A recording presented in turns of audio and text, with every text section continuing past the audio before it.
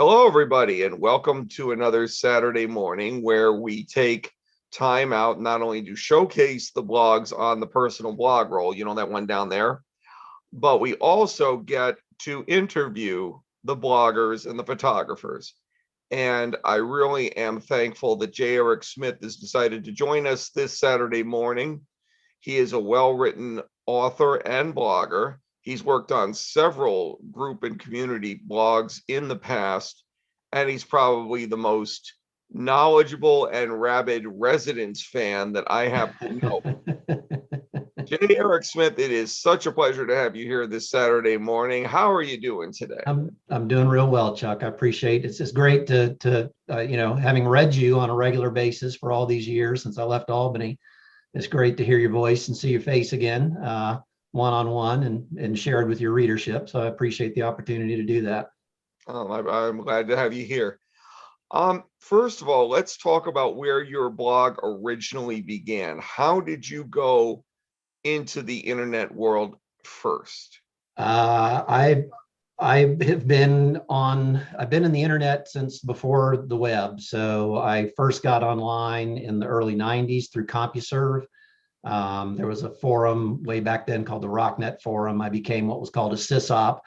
And at the time that was, you were still dialing up over a modem and most of the interface was through ASCII codes and it was very primitive. And then in 95, when the web, was launched, de facto, I created the first version of my own personal website. And I also wrote with a couple of friends in England and launched something called the Hawkwind Blanga Guide, which remains online to this day and has kind of become part of the overall Hawkwind community in terms of the way that we approach their music. So I started doing blogging before there was a word for blogging. I can very distinctly remember. So I was doing, regular updates. Early days, it was primarily things, sharing things as much as anything, and some original content. But I can remember reading, I think in 1999, an article on a website that was called Rebecca Blood's Pocket. And she explained this new portmanteau word blog from Weblog, obviously, and I thought that was great. And the Eaton Web roster was coming along at that time, kind of collating people that were doing this kind of thing. So, my archives on my website go back to 1995 at this point. It went through various iterations. I was writing for Metroland in the 90s, and even before Metroland had much of a website, I was posting, all my print reviews. So I had an archive of stuff that I was doing for commercial clients up on the web before a lot of those commercial clients had their own websites. And various other projects through the years. I had some early experiences of virality before that was really a thing that was widely, understood. The thing that was the first example of that was I did a post on my website around 2003 where I identified who I considered at the time to be the worst rock band ever. And I won't say who that is because every time I do, I end up getting loads of hate mail and everything like that. But Come on, I was at my sister's house in North Carolina. That hostile, are they? Pardon? Nickelback fans aren't that hostile, are they? No, not Nickelback fans. They were close to the final heat. I think they were probably a final 4 or final 8 act, but they did not take the title. And so, I was in North Carolina and my email started blowing up and my cell phone started blowing up. And for whatever reason, this thing went viral and I was getting calls from news. I got, I talked to somebody in New Zealand that night. And so, and as it ironically, Iowa, where I ended up moving some years later. And so that one caught people's fancy. And then some other projects did too. So that was kind of nice in the early days. I was on the Times Union portal for 4 years, I think. That period is when you and I first met, and I started following your work. And that after that, I left and started commercial free community portal called Indie Albany. We had about 15 people at the peak that were writing for that. And then I moved to Des Moines, Iowa, and I closed Indie Albany and I started a site called In Des Moines. I just did that one myself. And then about probably 6 or 7 years ago, I took all of my various platforms and just reconsolidated them, under my main jericksmith.com site. And I'm reasonably prolific, but not like you. I don't think many people are like you in that regard. Roger Green and you, as much of a words guy as I like to be, you guys put me to shame in terms of the high quality product that you put out on a daily basis and have for so long. So Well, no, my hat's off to that. Listen, anybody out there, you really need to read J. Eric's blog. I mean, between the music reviews, the poetry, all the other things that he works on, you can just be sucked into it for a couple of hours just reading in. So don't sell yourself short, man. You got some really good stuff here. I appreciate that. So one of the things that we do want to talk about, you've done a lot of blogs about the music that you enjoy. Talk about artists and bands that there are songs that people have forgotten about, or songs that people really need to listen to again. And it can be bands that everybody's heard of, like Van Halen, and it can be very obscure bands that you want to be able to share with people. How much of an interaction is that, where you're going through your personal music collection, you're finding stuff and you're saying, I want to write about this, or I don't know how I feel about that?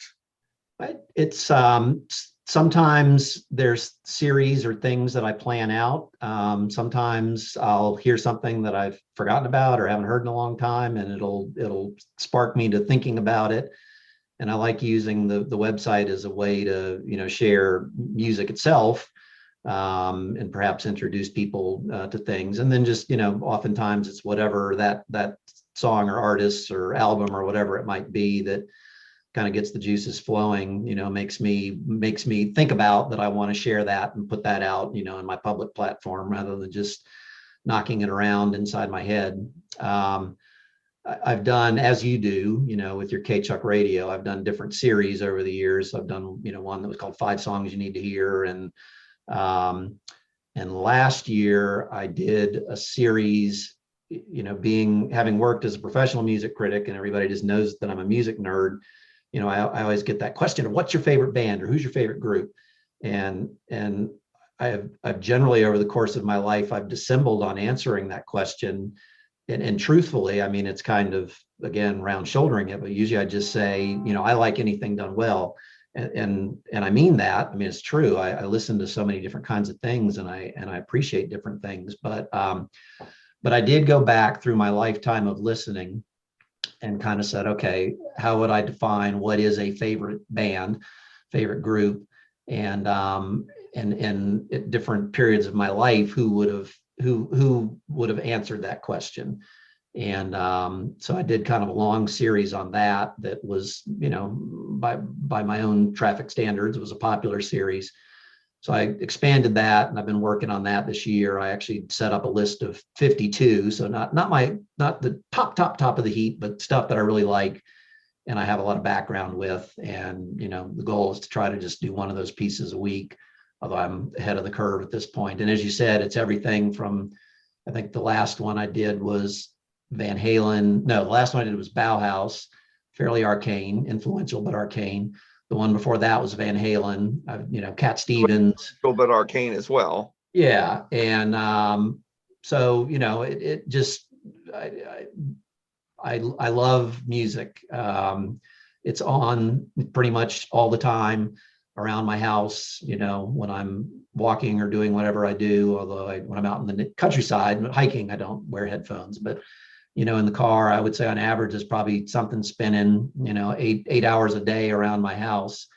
And because it fills so much of my time and consciousness, I like having a platform, and having had a platform for a long time, to talk about and share those things. And as you know, one of the benefits about having a platform for a long time is, Google likes me because I've been stable. So, a lot of particularly the arcane stuff I write about, my website has kind of become if you're searching for this particular artist, you're gonna get stuff on my website fairly high, and people interact with me on that, and that's always fun.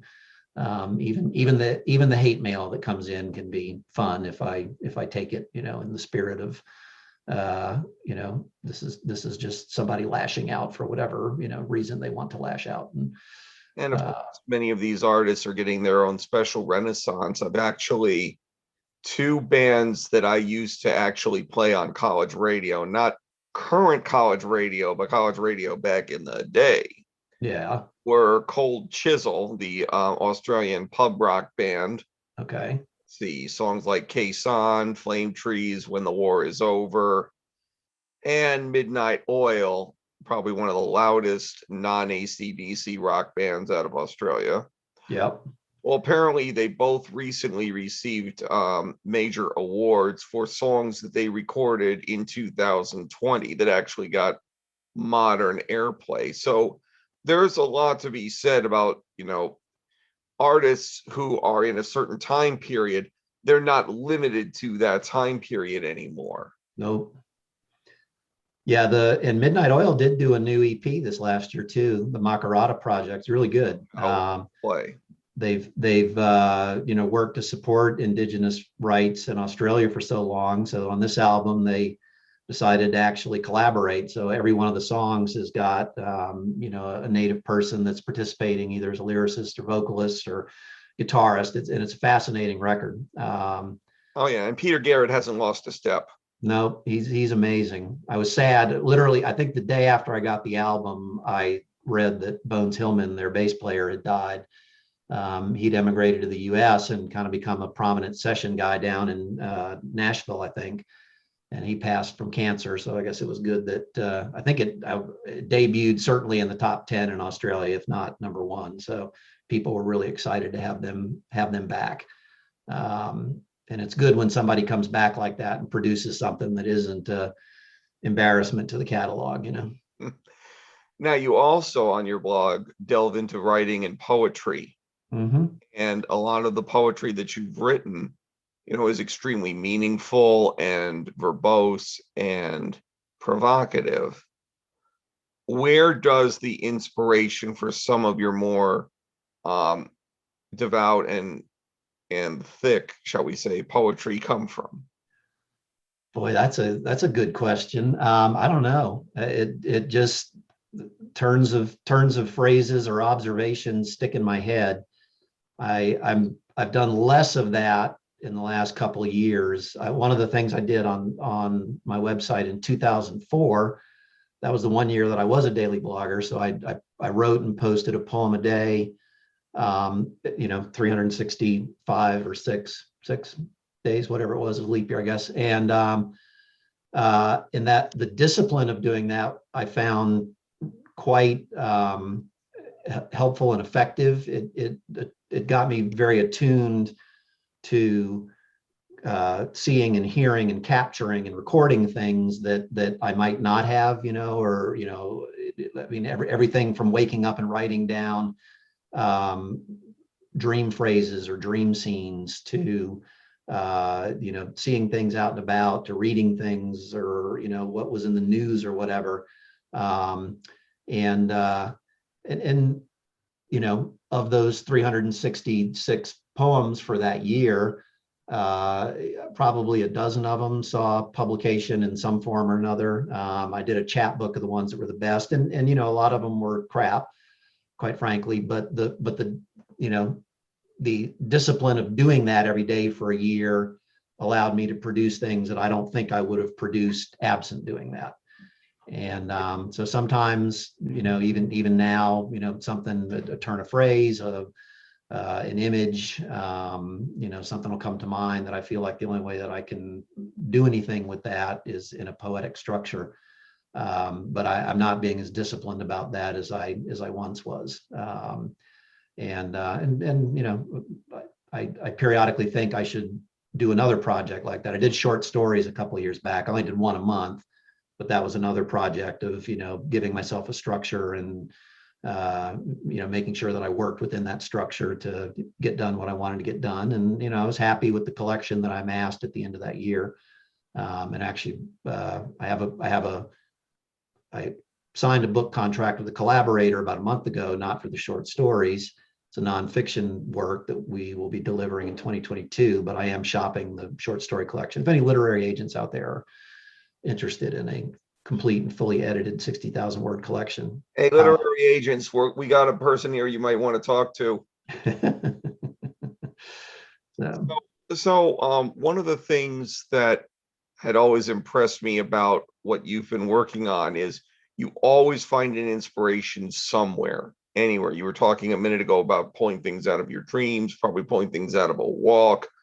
What has been one of the most unique or unexpected places you found inspiration for a blog post that you found has been one of your favorites? A lot of natural stuff. We're living in Arizona now, and the weather here is benign enough that I'm, outside pretty much every day. We've been here since September, and I could probably count on two hands the number of days that the weather didn't allow us to be out, at least some part of it. So just a lot of, being out in nature, and so I write a lot. I've written a lot of stuff. I've always had a fascination. I actually did a chapbook called The Woods, and I worked for my final job in the nonprofit sector. I was president and CEO of Tree Funds. I've always had a fascination for forests and what they mean in both literal senses, as organic entities and communities, natural communities, and what they mean, I think, psychologically to us as humans. And so some of my favorite writing, stories, and poetry is anchored in that sense of what the woods mean to me. And I think what the woods mean to a lot of people. Dream stuff is, that sounds hokey and obnoxious, but I honestly, I would say if I had to submit one poem I've ever written, and that this was the one that was going to be, that I would be remembered by. It was a poem called Jefferson Water, and it completely, not all the language in the poem, but the phrase Jefferson Water was in a dream. It was one of those very vivid dreams, and I woke up and I was like, what was that about, and what is Jefferson Water? And so woke up, grabbed the ballpoint, scratched it down so that you wouldn't forget. Yeah, exactly. And sometime within that next week, probably, this is back in 2004, I kicked it around and it came out, and it actually has an element of the woods about it. And it's probably my favorite piece. In fact, on my website, my tagline, this is probably a secret, I probably shouldn't say this, but anyway, the thing that's on my tagline about slow molasses drip under a tipped up crescent moon is a line from that poem. So I liked it enough that I used that as my mysterious, website header tagline. And I think it's on the website somewhere. It probably shouldn't be, if I would like to see it placed somewhere at some point. But at any rate, that's not the only time that's happened, where I've sort of gleaned things from the subconscious that way.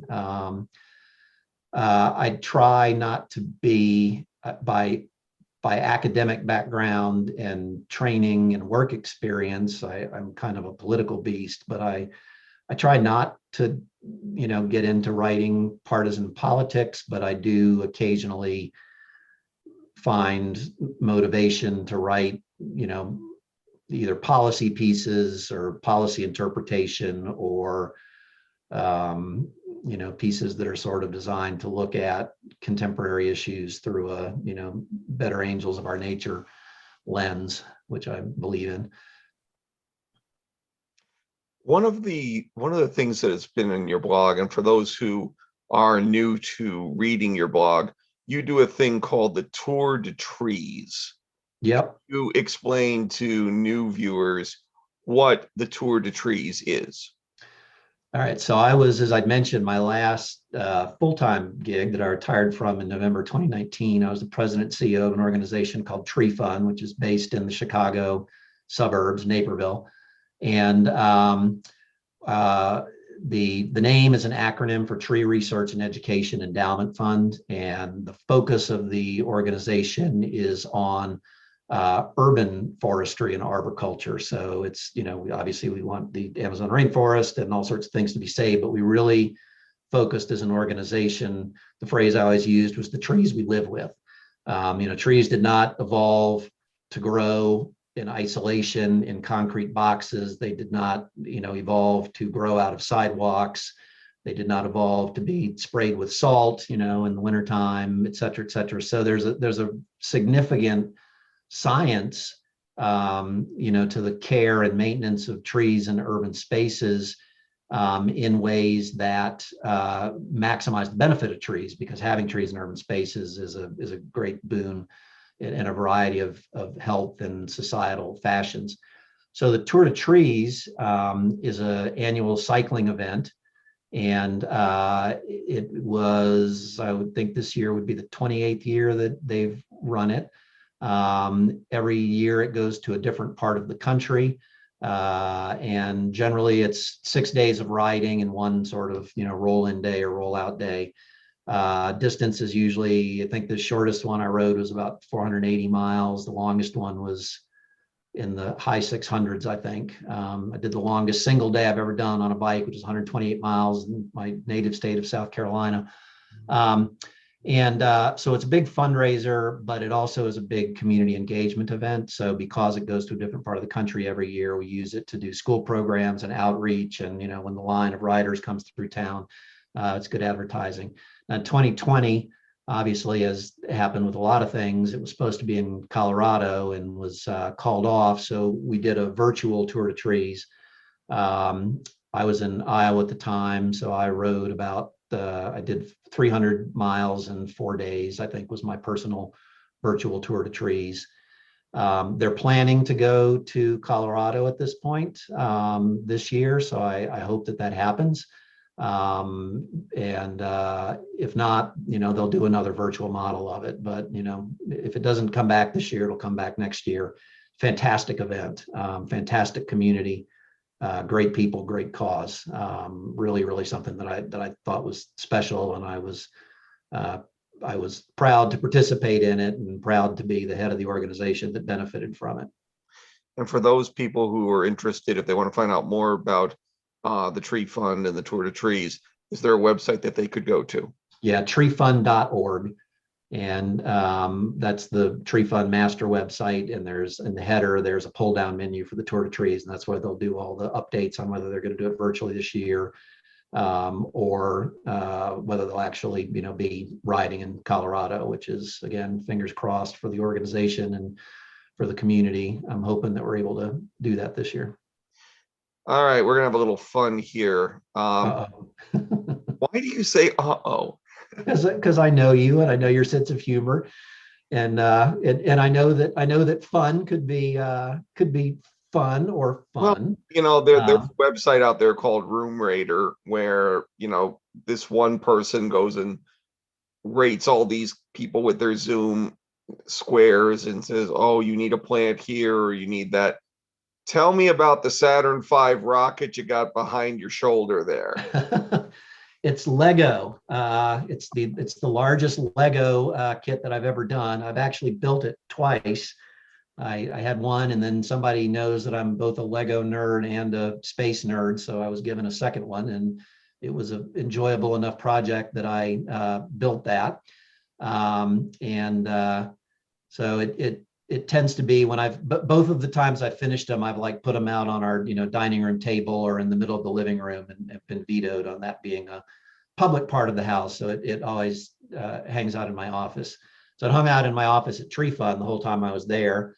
So all of my work calls and business calls, you would see my Saturn V. But now it hangs out for my home Zoom calls. So you must have watched the show Lego Masters last year.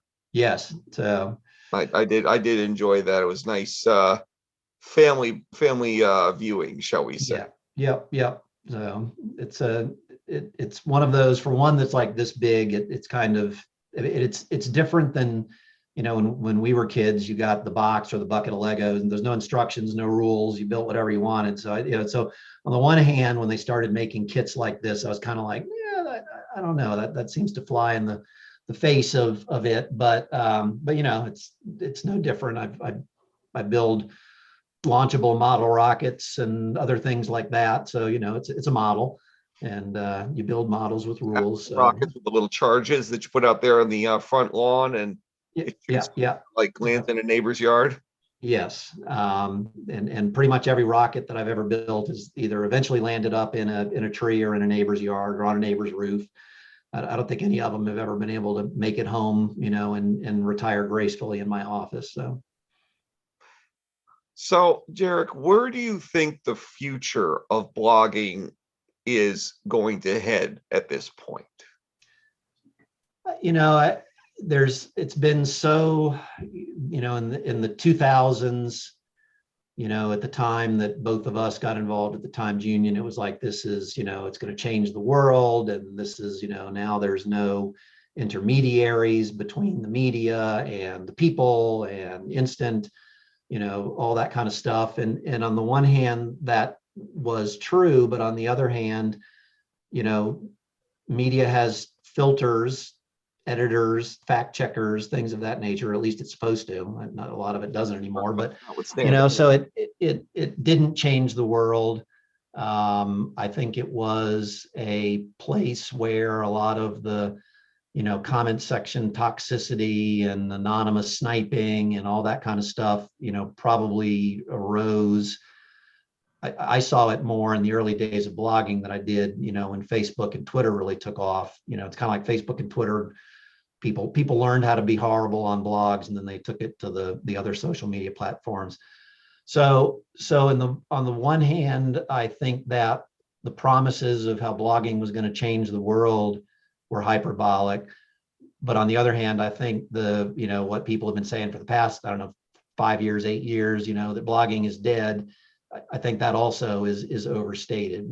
I think there's enough people out there, both commercial and non-commercial, who have something to say. And whether I call my website a blog or I call it a website at this point is kind of immaterial. I mean, it's a website that I update regularly, with varying narrative. It's jericksmith.com. It's not like you go to jericksmith.com and then click to go to my blog, which is different from everything else on my website. I mean, that is my website. So, I like to write. I write habitually, if not compulsively. It gives me a platform. I've been doing it for so long that it's also, and I know this is the case for you too. You've been really great about this, about being a champion for it. It's allowed me to build a community. I have people that I consider to be dear friends that I've been, writing and communicating with for a quarter of a century, that I may not have ever sat in the same physical space with them. But we've got to know each other in virtual space, and we communicate regularly. And sadly, one of the folks that I would say was in that category was a guy who wrote I've been calling him for about 5 years my favorite living working author. He passed away this spring. He was 46 years old, died of cancer. His name is Rick Harris, but his website was Thoughts on the Dead. And he was just somebody who was such a brilliant writer. We connected. I became part of his comment section. He became part of my comment section. It became part of a bigger community of folks that I never would have got to know if I wasn't out in the public domain that way. And again, what you're doing right here and what you do every week, on your own blog, I think that sense of building community is valuable. And I don't see that going away. I think I think they'll be, I won't say always, nothing is always, but I think there will remain a space online where folks like us and the people who read us and the people who like the things we do or do similar things, will have a platform. And I've abandoned social media. I have no patience for Twitter or Facebook or anything else anymore, just because it's so shrill and I know I'm not alone. So I think platforms like what we're doing, can be a place for community engagement without the, shrillness and vacuity of some of what defines social media these days. Okay. And final question, if you Yeah. had if you had a chocolate milkshake, a vanilla milkshake, and a strawberry milkshake, and Justin Bieber happened to walk by within throwing distance, how many more milkshakes would you have to buy before you completely doused him in milkshakes? Boy, I like milkshakes. I might have to just make a snarky comment or take a photo and write something nasty on my blog and just drink my 3 milkshakes. You don't want to pour Uh, any on him? so, No, but it's all good.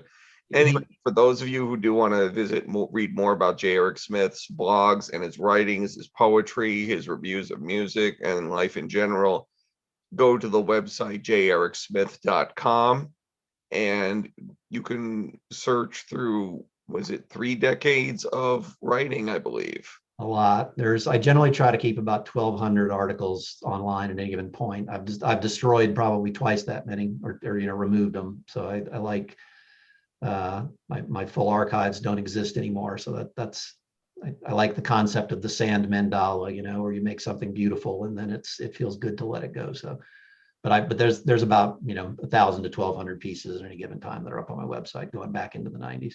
In other words, good articles are going quickly, so read now before midnight tonight. Yeah.